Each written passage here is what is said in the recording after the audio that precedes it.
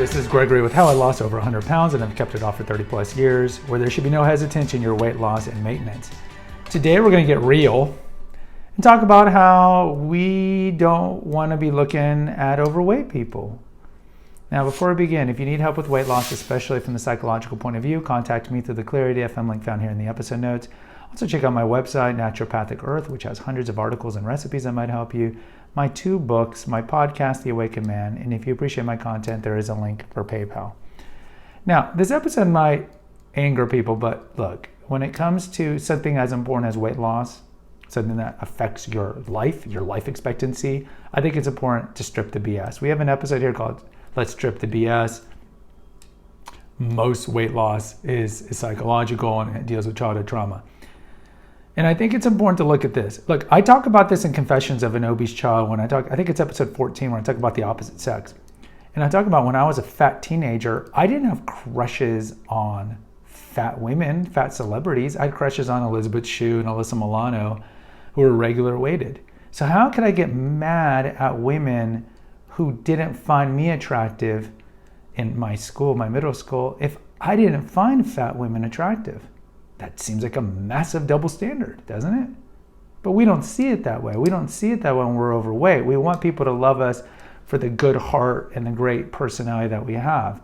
And we don't want to realize that, let's face it, both sexes are shallow on one level or another. So this episode is more about just, let's look at television, let's look at movies, let's look at advertisements. In general, you don't see a lot of overweight people on any of the aforementioned. As a whole, if you look at the most famous actresses of all time, none of them are overweight. Now, some of them got overweight when they got older, but at their peak in Hollywood, whether or not you're looking at Ava Gardner and Liz Taylor in the 40s and 50s, if you're looking at Bridget Bardot in the 70s, if you're looking at Kathleen Turner in the 80s, or Sharon Stone and Meg Ryan and Julia Roberts in the 90s, whatever it is, none of them were overweight. If you look at models throughout history, going back to Garcelle Barbeau and the supermodels like Cindy Crawford and Christy Turlington, and the more recent ones like Gigi Hadid and others, they're not overweight. If you look at television stars, the majority of them are not overweight. Why is that? Why doesn't Hollywood and Hollywood agents cast fat people? Because deep down, nobody wants to look at fat people. Let's just be real about it. Let's just be real about it. If you or I, when we were overweight, went to a rom-com and it had overweight people in it and overweight people in sex scenes, we probably wouldn't want to watch that. We probably wouldn't. Hollywood knows this. That's why they're not casting overweight people into movies, because their movies probably wouldn't do well. They wouldn't do well. And ultimately for Hollywood, money is what makes anything matter, right? So there are double standards for sure. I mean, look, if a male actor, television movie is overweight, so long as they're funny, then it's okay. We have a large history of unattractive men who find their way into the screens. You can look at Bill Murray, for example. Even when he was younger, wasn't a good-looking dude.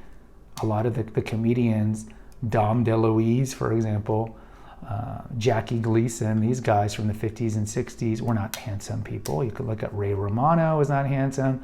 You could look at Rodney Dangerfield. You could look at Sam Kinison. Comedians just aren't attractive people, but they're funny. So there is a double standard to a certain extent. But if you look at the major male actors, even of today, I don't have to list the major female actors because you know they're all regular weighted. But if you look at the major male actors of today, they're regular weighted too. The ones that are at their peak. I'm not talking about like Denzel and Russell Crowe who are older. I'm talking about like Ryan Gosling and Ryan Reynolds. These guys are at the peak. All the Chris's, the Chris Pines, the Chris Hemsworth, all the Marvel people, they're all regular weighted. So we need to be real. Even as overweight people, we don't want to be looking at overweight actors and actresses on television. Now, some would say, what about This Is Us? What about these Outliers? What about the show Mike and Molly that had Melissa McCarthy and that guy who were overweight? There's outliers for sure. Like a Roseanne TV show in the 80s. Why was that okay? Because she was funny, right? With comedians, it's a different thing.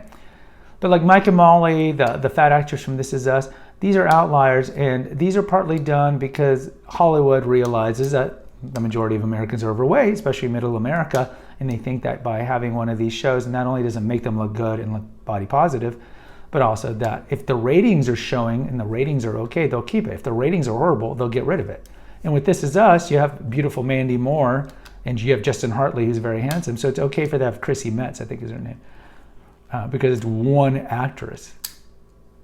But as a whole, you look at modeling, you look at Instagram followers, you look at Instagram celebrities, you look at movie celebrities, they're all regular weighted, because whether or not you're fat or you're not fat, as a whole, people don't want to look at fat people. Now, is this a means or a reason of like some sort of body shaming? No. And I talked about the episode on the body positive movement being horrible for fat people. It is horrible because what's essentially saying is accept yourself for who you are right now. No. If you accept yourself for who you are right now, you're going to die young. You're going to have social stigma. You're going to have a host of medical problems. You might not ever marry somebody. You might not ever have children. So why is that a good thing? Now, I understand like they don't want people to self-loathe and hate, but to oscillate to the other side where it's just totally fine to do these things, that's more reprehensible. We don't tell people that are engaged in other lifestyles that shorten their life to keep doing it. We don't tell drug addicts, keep living on the streets and doing your meth. We don't tell them that. We don't enable that behavior. So we shouldn't be any different. Or alcoholics, the same thing. So we shouldn't be any different with obesity. So the body positive movement has done a lot of damage for obese people because it's like, well, you know, they say I should just accept myself for being overweight, da-da-da-da-da. But actually you're going to shorten your life expectancy by 10 years. You're going to get diabetes and all these problems. Shut up. The body positive movement's telling me this.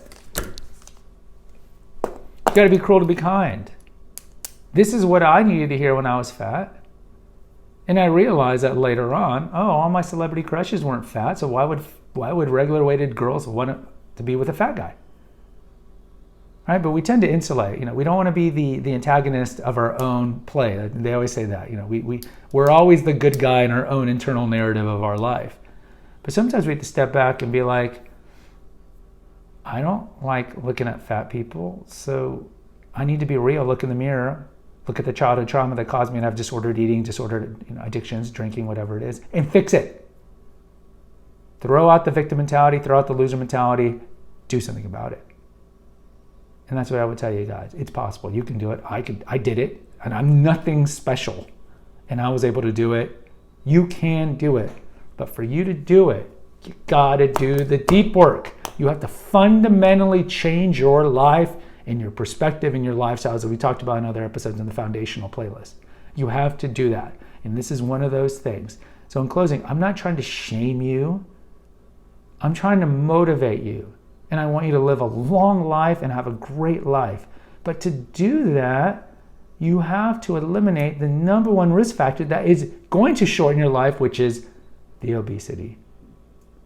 And as I mentioned in Confessions of an Obese number 20, how I lost my weight, I had a PE coach just straight in the face. After all the years of going to dietitians and not listening to them and secretly binge eating, I'll talk about this in that whole playlist because I love the food more than I love myself. He just looked me in the face one day and said, "You're gonna die young." And for some reason, I took it to heart, and that's what started my journey. And so an episode like this is the same thing. Don't fall for the lies of the body positive movement. They're false prophets and demons. What you need to hear is what I'm telling you right now. Lose the weight, you can do it. Guys, post in the comments. I'd love to hear from you. Hit the notification, subscribe, and share button. Until next time, take care, God bless, and pray.